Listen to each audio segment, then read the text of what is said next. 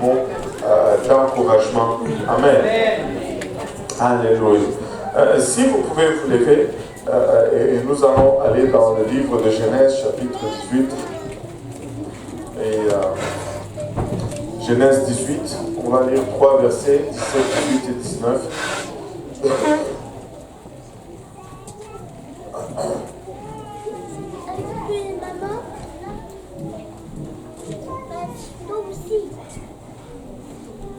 Si vous l'avez trouvé, dites Amen. Si vous cherchez encore, dites j'arrive. Alléluia. Genèse 18. Je le lis. On va le lire tous ensemble. Si on peut le lire tous ensemble. Amen. Alléluia. La Bible dit, alors l'Éternel dit, cacherai-je à Abraham ce que je vais faire. Abraham deviendra certainement une nation grande et puissante, et en lui seront bénies toutes les nations de la terre. Car je l'ai choisi, afin qu'il ordonne à ses fils et à sa maison après lui de garder la voie de l'Éternel, en pratiquant la droiture et la justice, et qu'ainsi l'Éternel accomplisse en faveur d'Abraham les promesses qu'il lui a faites. Alléluia. Prions tous ensemble. Seigneur, nous voici encore une fois en ce moment où nous allons, Papa, entendre de ta part.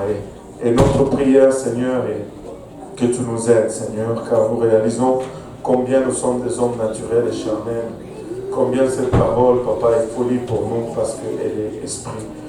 Nous prions, Seigneur, que tu nous aides à la saisir, à la partager, à lui réserver une place, Papa, de choix dans nos cœurs, où elle va pousser, produire le fruit et que ce fruit nous conduise jusque dans la vie éternelle. Déclaration de grâce dans le cœur, nous te prions ainsi dans le nom précieux de Jésus. Nous disons tous au nom de Jésus. Alléluia. Et vous pouvez vous asseoir. Le passage que nous venons de lire est un passage qui nous a marqué profondément. Parce que, laissez-moi vous dire, nous voulons tous connaître la volonté de Dieu. Nous voulons tous être dans le secret de Dieu. Qui voudrait être dans le secret de Dieu ici? Qui voudrait arriver à une place où Dieu dit, ben, je n'arrive pas à cacher ce que j'ai à faire à tel. Et si vous lisez ce passage, le fait que Dieu se sentait obligé de révéler ce qu'il était en train d'aller faire à Sodome et à Gomorrhe était directement relié au fait qu'Abraham allait devenir une grande nation. Abraham allait devenir une nation puissante et que par Abraham, tous les peuples de la terre allaient être bénis. Et au verset 19, il nous donne une raison. Et c'est là où, c'est sur cette raison que nous voulons souligner aujourd'hui. Il dit, car je l'ai choisi, afin qu'il ordonne à ses fils et à sa maison après lui de garder la voie de l'Éternel. Le fait qu'Abraham était dans la responsabilité de montrer la voie de Dieu à ses enfants, le fait que Dieu l'a choisi pour qu'il montre sa voie à ses enfants, fait que Dieu s'est dit, je n'arrive pas à garder ce secret à Abraham. Ça m'a interpellé un peu que cette parole dise, c'est Abraham qui incombe la responsabilité de montrer la voie du Seigneur aux enfants. Vous savez, nous le prenons pour acquis, nous disons toujours que le Père est le sacrificateur de la maison. Qui a déjà entendu cela? Le Père est le sacrificateur de la maison. Le Père est celui qui doit apporter la dévotion à la maison. Et c'est tellement vrai et c'est tellement pratique. Mais paradoxalement, nous avons tendance à croire que l'influence du Père est moindre que celui de la Mère dans la maison en ce qui concerne la parole de Dieu. Mais les statistiques nous prouvent que c'est le contraire et Dieu a raison. Et je suis... c'est quelqu'un qui m'a envoyé ces statistiques il y a 2 semaines à peu près. Et c'est un article intitulé « La vérité sur les hommes et l'Église ». La vérité sur les hommes et l'Église. Dieu aide-nous. Si nous pouvions seulement avoir beaucoup d'hommes dans l'Église, nous allons assurer l'avenir de l'Église. L'article nous dit qu'il y a un sondage qui a été fait en Suisse en 1994. Et ce sondage a révélé des vérités choquantes ou bouleversantes. Et la question a été posée pour déterminer si la religion d'une personne se transmet des générations à la génération suivante et comment cela se transmet en fait. Et après avoir interviewé plusieurs personnes, après avoir observé plusieurs familles, la vérité était choquante. Le sondage est arrivé à cette conclusion. C'est la pratique religieuse du père de famille qui avant tout détermine la présence ou l'absence future des enfants à l'église. Ceci ne diminue en rien l'influence de la mère, mais la pratique du père détermine si les enfants vont être à l'église dans la génération future. Très invraisemblable, mais regardez les statistiques. Ça dit ceci: si le père et la mère vont régulièrement à l'église, 33% de leurs enfants vont finir par fréquenter l'église régulièrement. Et 41% d'entre eux le feront de façon irrégulière. C'est un bon pourcentage. Mais même statistique nous dit ceci: si le père est irrégulier et que la mère est régulière à l'église, seulement 3% des enfants deviendront par la suite réguliers à l'église. Tandis que 59% deviendront irréguliers à l'église. Et 38% ne vont même pas aller à l'église par la suite. Quand le père ne vient pas à l'église, c'est seulement la mère, il y a seulement 3% d'enfants. Quand les deux viennent à l'église, c'est 33% d'enfants.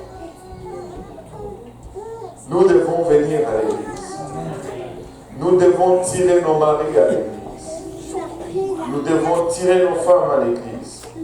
Maintenant, ce qui est choquant maintenant, c'est ce que je vais vous dire par la suite.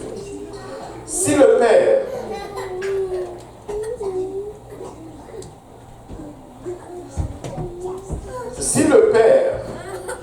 pratique, va à l'église, et que la mère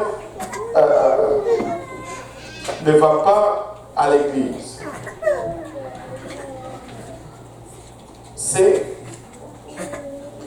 38% des enfants qui vont être réguliers à l'église.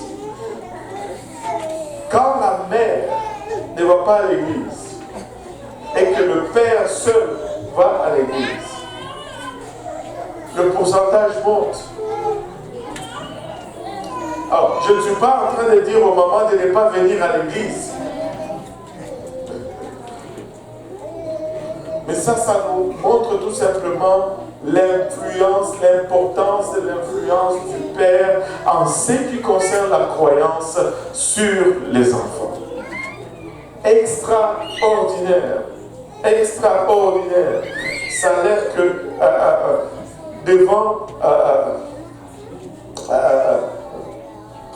devant une situation où le Père persévère malgré que la mère a lâché.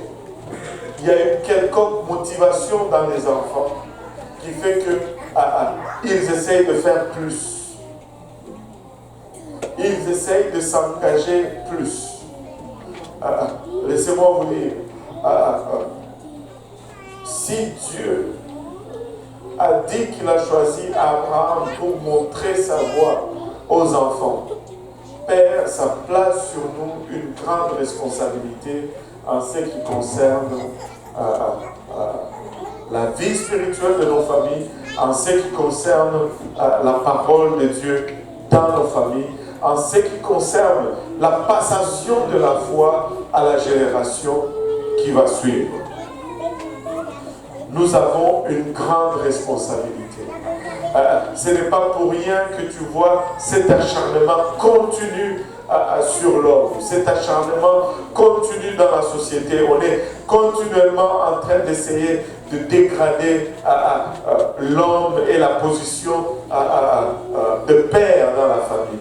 On est en train d'essayer non seulement de dégrader cela, mais lorsqu'on n'arrive pas à le dégrader, on veut embrouiller le cartes. J'ai montré un débat dernièrement à mes enfants. C'est un débat qui s'est passé en Angleterre. Et dans le débat, il y a une dame, bien sûr, avec des journalistes. Et le point que la dame est en train d'essayer de prouver, c'est que être mère, un homme peut être mère. Et là, le journaliste était abasourdi. Il dit, mais pour être mère, il faut être une femme. Une mère, c'est une femme. Elle disait, non, un homme peut être mère. Parce qu'un homme peut faire les choses que la femme fait, la mère fait. Elle dit, la mère, pas la femme, la mère. Il dit, mais... Et là, le journaliste pose une question. Tu as combien d'enfants? Je ne sais pas, 2, 3. Est-ce qu'il y a un seul jour que un de tes enfants t'a appelé père? Elle a dit non. Écoutez, nous faisons face à une société tellement dégradée, tellement corrompue, qu'on est en train d'essayer de changer même tout ce qui est fibre morale, tout ce qui est fibre même naturelle. On est en train d'essayer d'affecter cela. Père, nous avons un rôle important à jouer en ce qui concerne la continuité de la foi dans nos familles. Et nous devons prendre ce rôle très, très, très sérieusement. Nous devons être des hommes de la parole de Dieu. Nous devons être des hommes de la prière dans nos maisons. Nous devons être ceux qui sont la charge pour aller à l'église. Nous ne devons pas être ceux que la femme tire de force pour aller à l'église chaque dimanche matin ou chaque mercredi matin. Nous devons être ceux-là qui poussent. On va à l'église, chérie. On apprête les enfants. Je dois aider à apprêter tel ou tel pour que l'on puisse sortir à l'heure et qu'on soit à la maison de Dieu. Parce que la continuité de la foi dans notre famille, dans la génération suivante, repose plus sur nous que sur les mamans. Et écoutez, nos femmes sont déjà assez surchargées. Nos femmes sont déjà assez sollicitées. S'il y a un temps où nous devons nous lever et prendre cette place qui nous est due, c'est maintenant. C'est maintenant. En tant que père, nous devons le faire. En tant qu'homme, nous devons nous dresser. Il y en a peut-être qui ne sont pas encore mariés, qui sont en liste d'être mariés. Il y en a qui n'ont pas encore d'enfants. Mais laissez-moi vous dire ceci. Nous devons rentrer cela dans notre subconscience. Ça doit être de l'automatisme. Dieu doit venir premier dans nos familles en tant qu'homme. Ce n'est pas à la femme de nous rappeler constamment Dieu dans nos décisions. Ce n'est pas à la femme de nous rappeler. Nous devons, comme chef de famille, le faire automatiquement. Alléluia. Quand on fait notre budget, Dieu d'abord. Quand on planifie nos vacances, Dieu d'abord. Quand on planifie nos sorties, Dieu d'abord. Le temps de venir à l'église, nous sommes le premier qui sommes la charge. Parce que nous avons une grande responsabilité. Une grande responsabilité nous incombe. Et vous savez,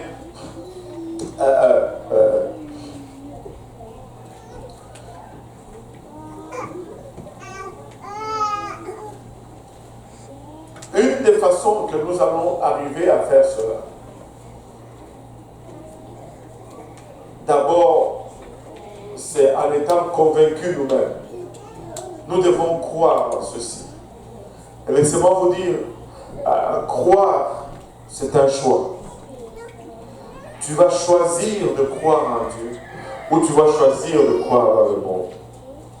Et après avoir cru nous-mêmes, nous devons sonner la charge par l'obéissance à la parole de Dieu dans nos vies nous-mêmes.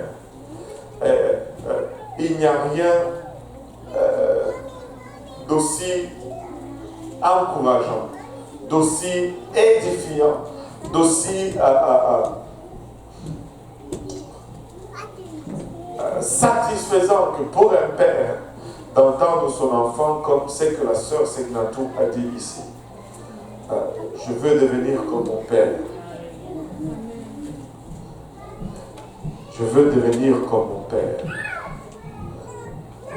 Je veux suivre l'exemple de mon père.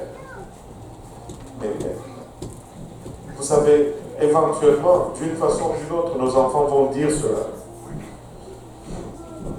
Mais alors, c'est une responsabilité pour nous de vraiment montrer le chemin, de vivre une vie exemplaire en commençant par la croyance. Nous devons croire d'abord nous-mêmes. Nous devons obéir à l'évangile nous-mêmes. Nous devons nous repentir de nos péchés, de détourner de voies de ce monde et commencer à marcher dans cette nouvelle voie. Les choses que nous faisions avant de connaître Dieu, nous les abandonnons. Nous devons nous faire baptiser au nom de Jésus-Christ pour le pardon de nos péchés. Nous devons par-dessus toute chose désirer le Saint-Esprit. Parce que c'est par la puissance du Saint-Esprit que nous allons devenir vraiment des pères selon l'exemple que Dieu veut que nous devenions. Notre tout premier pas dans cette mission, c'est vraiment d'obéir à l'Évangile et d'être en ordre avec Dieu.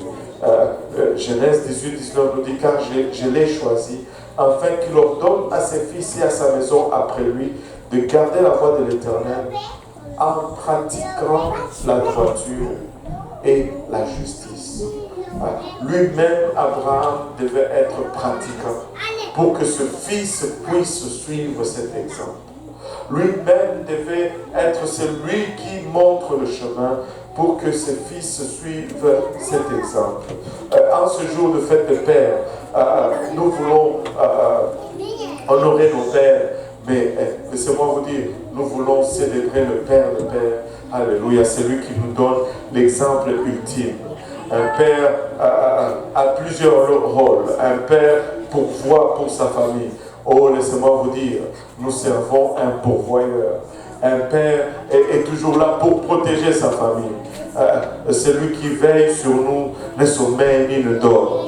Un père se sacrifie littéralement pour sa famille. Nous servons celui, alléluia, qui n'a pas hésité à tout donner, à aller jusqu'à la croix pour notre rédemption. Si nous pouvons nous lever tous ensemble,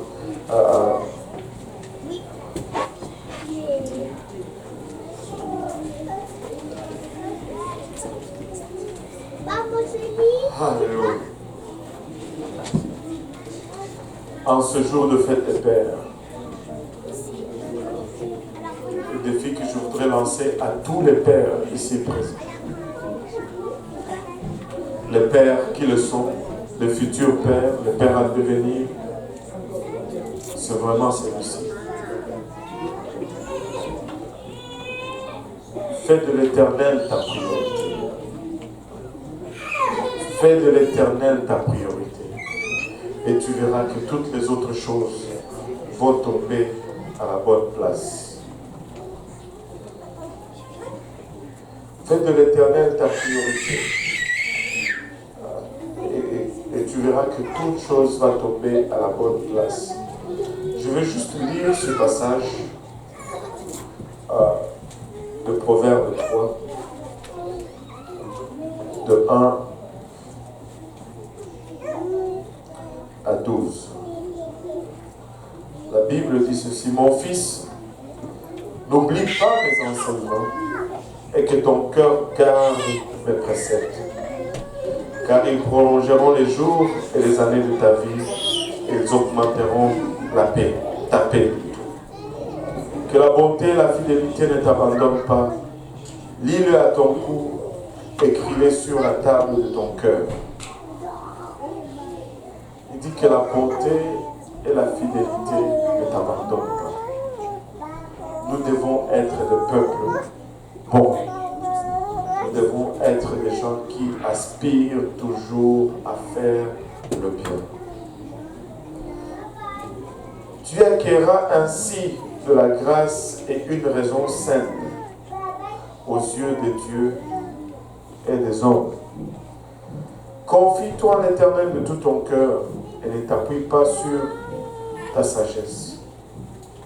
Reconnais-le dans toutes tes voies et il aplanira tes sentiers. Ne sois point sage à tes propres yeux. Crains l'Éternel et détourne-toi du mal. Ce sera la santé pour tes muscles, un rafraîchissement pour tes os. Honore l'Éternel avec tes biens, avec les prémices de ton revenu. Alors tes greniers seront remplis d'abondance et les cuves regorgeront de l'eau. Mon fils, ne méprise pas la correction de l'Éternel. Elle ne t'effraie point de ses châtiments. Car l'Éternel châtie celui qu'il aime, comme un père l'enfant qu'il chérit. Et je sais que c'est un jour de festivité. C'est un jour où on va essayer de courir et de trouver une place dans un restaurant afin d'honorer papa. Et si nous pouvons prendre le temps de venir à l'avant, d'honorer le Père des Pères et de lui dire merci aujourd'hui pour le privilège de sa parole. Merci pour le privilège de la vie aujourd'hui. Merci à notre Père Céleste.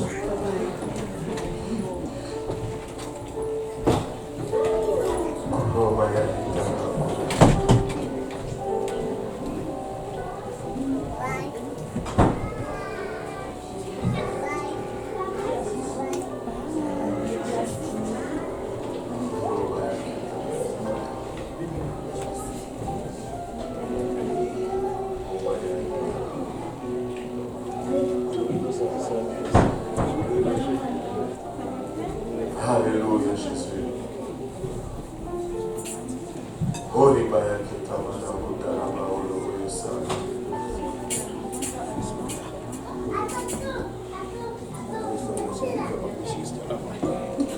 Alléluia. Si nous pouvons élever nos voix vers le Seigneur,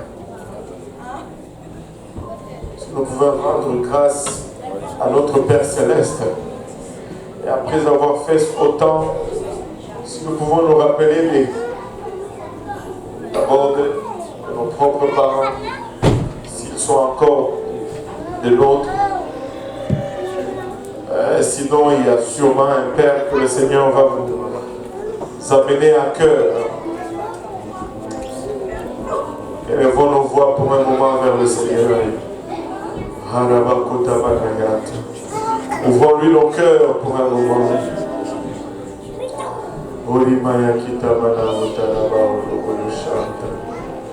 Alléluia Jésus. Alléluia Seigneur. Alléluia Papa. Papa, nous te rendons grâce éternelle pour ton amour, pour ta bonté, pour ta fidélité. Papa, merci pour le privilège de nous tenir dans ta maison ce matin. Papa, en ce moment, nous voulons, Papa, te remercier pour le souffle de vie en nous, Seigneur. Papa, le privilège d'être engendré par toi et t'avoir comme Père dans nos vies. Papa, un Père compatissant, lent à la colère, et juste dans tous ses voies, Seigneur. Merci pour ta provision, Papa. Merci pour tes corrections, Seigneur. Merci, Papa, Ilawachat, pour tout ce que tu fais autour de nous, Seigneur. Papa, nous voici humblement, Seigneur. Papa, certains d'entre nous, Papa, appelés dans ce même rôle de Père, Seigneur. Papa, nous venons prier, Seigneur, que tu nous accordes ta sagesse, ton onction et ta direction, Papa, afin que nous puissions accomplir ce rôle. Papa, il a marché avec assiduité, avec, Papa, consécration, Seigneur. Car nous réalisons combien, Papa, l'influence sur la génération future concernant ta parole repose sur nos pères. C'est pourquoi nous venons, Papa, les remettre devant ton trône, Papa de gloire, par le bras de la foi, priant, Seigneur. Papa, que tu les rencontres, chacun d'eux, chacun de nous, au lieu de nos besoins, Seigneur. Papa, que tu te glorifies, Papa, il a bachata dans chacun de nous.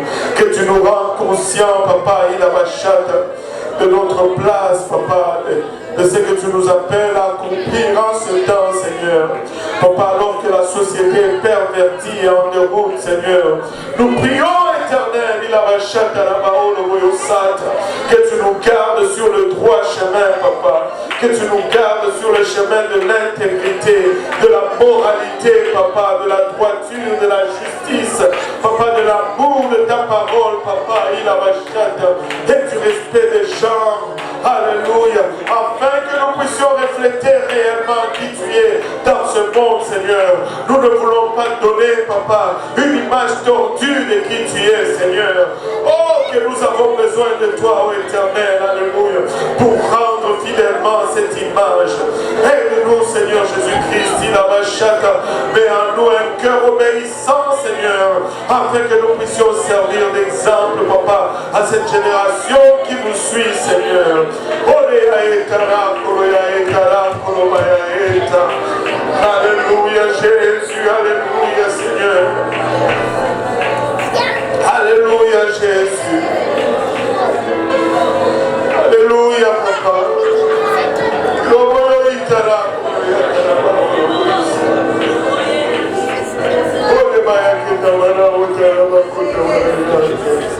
Alléluia Jésus, alléluia Seigneur. Alléluia Jésus. Pour nous battre nos mains pour le Seigneur. Pour nous élever nos voix, de louer, de glorifier pour le monde.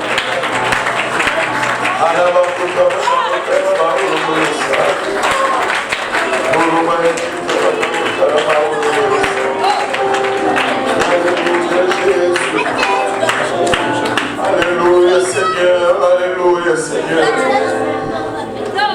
Que le Seigneur nous aide à être le Père qui nous appelle à être, qui nous appelle à devenir. Alléluia, que nous soyons des lumières qui brillent dans ce monde, dans nos familles, dans nos sociétés, dans nos lieux de travail. Alléluia. Notre influence est énorme. Alléluia. Gloire au nom de Jésus. Merci.